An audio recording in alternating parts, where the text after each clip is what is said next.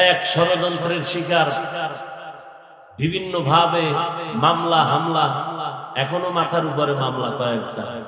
ওই যে পিরোজপুর গেছিলাম,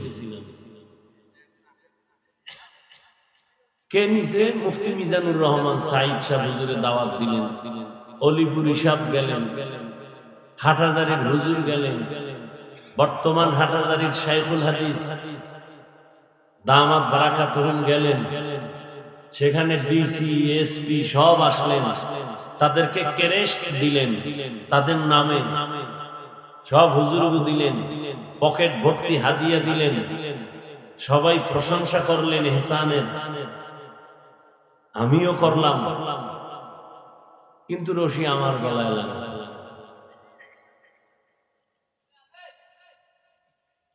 অথচ হারাম একটা অংশ এই জিন্দেগিতে নাই। আল্লাহ শুকর, আমার বাপ তো ওই বাবা, পৃথিবীতে আসার থেকে আজ পর্যন্ত কোনোদিন একটা ফুল প্যান্ট কেন হাফ প্যান্ট তো জীবনে বাবা পরাননি। ছোটবেলা হয়তো লঙ্গি পরেই আসছে, আর এখনো সেই লঙ্গি। কানিফারা জামা পরে ওলামায়ে কেরাম অনেকে পরে, আমার বাবা ওটাও পরান নাই আমাকে জীবন। নাজায়েজ না, পরান নাই। দস্তারখান সারা প্লেটে খানা দেন নাই, দস্তারখান না থাকলে প্লেট টান দিয়ে নিয়ে যেত। তো আল্লাহর শুকর, এ পর্যন্ত আপনাদের দোয়া, মুরব্বীদের দোয়া, মা বাবার দোয়া, ওলামায়ে কেরামের দোয়ার উপরে আছি। আমার তো কোনো পুঁজি নেই, এই দোয়া একটা পুঁজি। চতুর্মুখী ষড়যন্ত্র, যদি সঠিক পথে থাকি ইনশাআল্লাহ কোনদিন ষড়যন্ত্রকারী সফল হতে পারবে? পারে নাই, পারবেও। তবে দুঃখ লাগে, দুঃখ লাগে। বোতলের ভেতরে বিষ ঢুকায়া উপরে যদি মধুর লেবেল লাগায়, দুঃখ লাগে।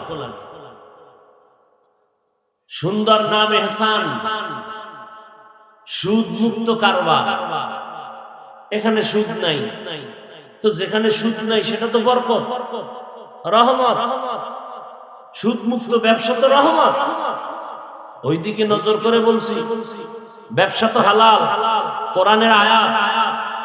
আবার সেখানে কথাও বলছিলাম, আল্লাহ না করুন যদি দুনিয়া ঢুকে যায়, ঠিকই তাই প্রমাণিত হলো।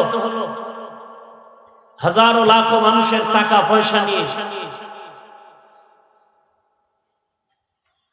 ভোগ বিলাসের, আরামায়েশের, মখমলের চাদর। আল্লাহ কাউর উপরে জুলুম করেন না, করেন?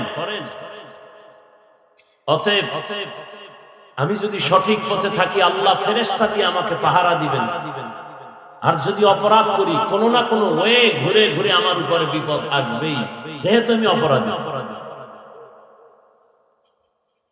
এজন্য মানুষের হালাল উপার্জনের ঘামের টাকা নিয়ে যারা টালবাহানা করে, বিভিন্ন সংগঠন নিয়ে ইহসান, বহু আলেম আজকে ঘরে যেতে পারে না, এই সমস্ত ভিতরে জড়ায় নিছে তাদের। মানুষের মন পাওয়ার জন্য ব্ল্যাকমেইল যাকে করা হয়, বলা হয় আমাদের ব্ল্যাকমেইল করা হয়েছে। এদের কঠিন বিচার হওয়া উচিত। আল্লাহ এদের সঠিক বিচার করে উম্মতের হালাল উপার্জনের এই টাকাগুলো তাদের হাতে যেন আসে। হারাম টাকা না তো, ঘামের টাকা, গরিবের টাকা তিল তিল করে জমা দেয়। আর এ নিয়ে যদি কোনো লেবাসদারি কোনো ব্যক্তি এই ব্যানার লাগায়া ব্যবসার নামে টালবাহানা করে, আল্লাহ ছেড়ে দেন। আল্লাহ কঠিন বিচারের কাঠগড়ায় দাঁড় করায় দুনিয়াতেই। কারণ হাদিসে আছে, জুলুম করলে বিচার হবে মরার আগে। জুলুম করলে বিচার হবে মরার আগে। আমিও তো বিচার চেয়েছি যে হ্যাঁ, অন্যায়কারীর সঠিক তদন্ত করে তার বিচার করা হোক, যেন কোনদিন এই জমিনের মধ্যে আর কেউ মানুষের হালাল উপার্জনের টাকা নিয়ে টালবাহানা করতে না পারে।